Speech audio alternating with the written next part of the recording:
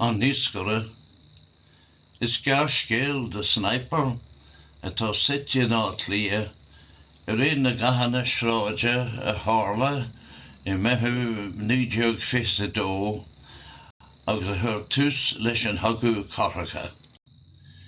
Bhí sé ina ihe an áitlia. Bhí an ealach ag glisconaí go lag tríd na scamal gorcha. Ní ra duine ná deoraí le feiceáil. Thar timpeall na gearra cuairt, uair na gunnaí móra. Bhí Chogadh Chathartha le bhuileán seol iad siúd son, agus iad siúd a gunne an honra angla éireannach. Is an sin, dhéon fuirgin bh gard a grithéad I honal, bhí Naoscaire poblachtánaach ina lí ag foire. Bhí rifle lena thaobh, agus glynnaí dé thuairicha thar a gúlaí. Stochach fear bhí an, scoláire, faróg a bhí cleachtaithe in úsáid gunnaí. Bhí sé sásta a bheithe a íbert son na héireann. Bhí sé ag githe ceapara go hocrach. Ní ra blúra aige ó bhaidin. Bhí sé ar bís. Lug sé siar an ceapara, agus thug sé fleascín isce bethe amach.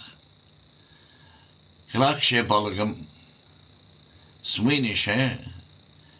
Neadar ceart ó taidsin a lasú. An ceart ó dul sa seansair. Beidir go bheic hí an splanc sa ghorchatas. Thug sé an seansair. Thur sé an taidsin lena bhéal. Las sé cipín, dúil sé touch. Díreach an sin bhain orchar machalla as an siomléir. Ó híomheile na shráide a tháinig an pilléir. Bhuaigh sé an touchin. Thosaigh sé ag leabhacháin siar. Déirí sé píosa beag agus stán sé amach ach ní ra dada le feiceáil. Bhí an ábhar faoi chealt. Thug sé síos a rís go cuair amach. Scin orchar thar a cheann agus bhuail sé an sline in aice leis. Tháinig sé splanca géirí ón chornéal ar a chas an híos.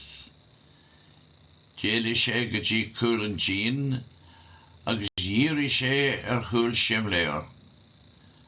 Fuaic na phríde. Bhí an ganadóir a bhualach.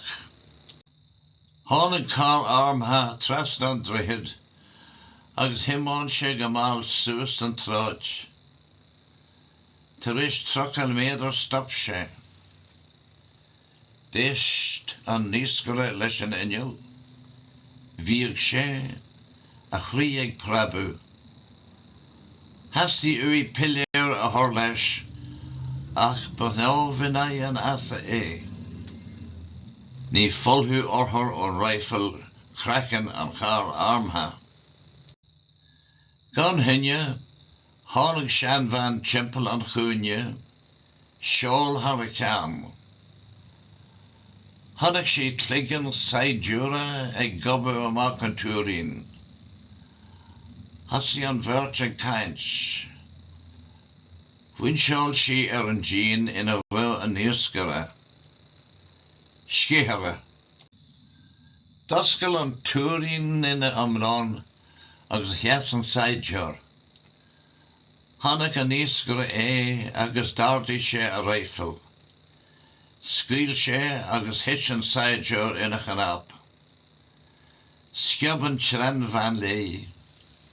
Scaoil an Naoscaire a rís agus hit an bhean is siltán na sráide. Lí sé siar, an talas ag siú óna édan. Ní a bheith se an chéad uair dó ag díriú an bháis ar gine. Bhí sé géirí cleachtaithe ar an Gearrscéal. Ní a bhéidir sásteach do bhaint seas. Trí bhí ó hin bhhac léon ollscoile ag studiar líomholaíochta. Bhí grá ag don nádúr riú. Agus anois is at an mach an saoil. Thóg sé an bosca taitsíní amach. Gan hinne, thula sé an plab agus hit an rifle go tal. Jimmy na taitsíní le gaí. Damnú sesin ag malachtach. Rinne sé iireacht an rifle a ardú. Ní raibh sé an am. Ní raibh beocht ina gheag. Gearrscéal a sesin tá an búilte. Chiimiil sé an gheag gonta. Bhí fuil ag siúlú go fras lena hóta. Ní raibh píana bí am. Ach ní raibh mothú le bra. Áil gur buinú ag gheag gheas de. Thóg sé sin fóca amach agus tróg sé bhainchile a hóta. Thóg sé an buidéal iad amach, dascail sé an capín agus gort sé ar an bolé. Scart sé leis an bíon.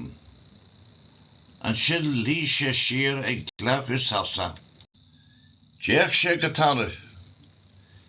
Bhí an car armtha éalaithe as rairc. Bhí corp na maná ina lí sa siltán. Lí an éascra an sin tamil ag iarú teacht ar phlean. Bhí is aige gur raibh ganadóir congarach dó, POJ. Bhíú ar éadú gan ansaí eile air. An méo ar a hamas toirt faoin na ganadóir. Bhain sé a hapin de, agus thur sé ar mhór an rifle é. Hín sé amach ar an DNA. Bhuail orthar an capín loireach. Lig an éascar a béic agus hit an captain ag follún go dtí an talú.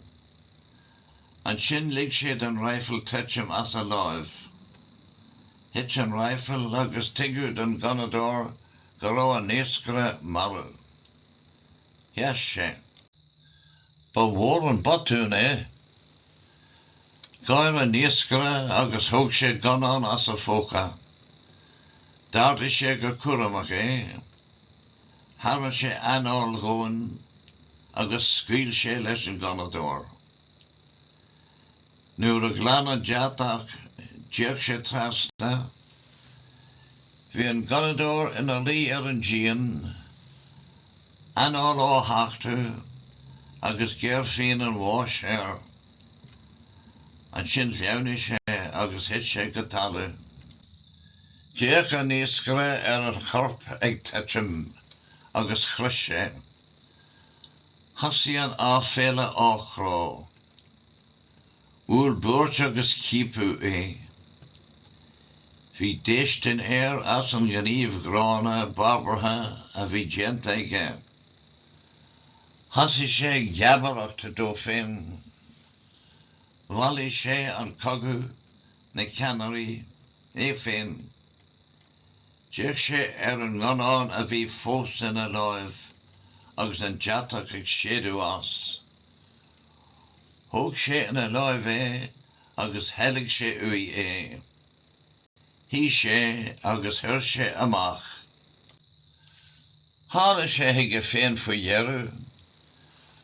Réití sé na nearóga. Déalaí an túfás uí agus gár sé. Thóg sé an buidéal amach agus log sé siar a raibh am. Leis an ardú manama, thocraigh sé dul ag an cheannasaí agus túris gan lé a chur an úl dó. Bhí ciúnas am, ciúnas na mara. Bhí an dan sé ar thart. Thur sé an ganán ina fóca agus thur sé an bóthar.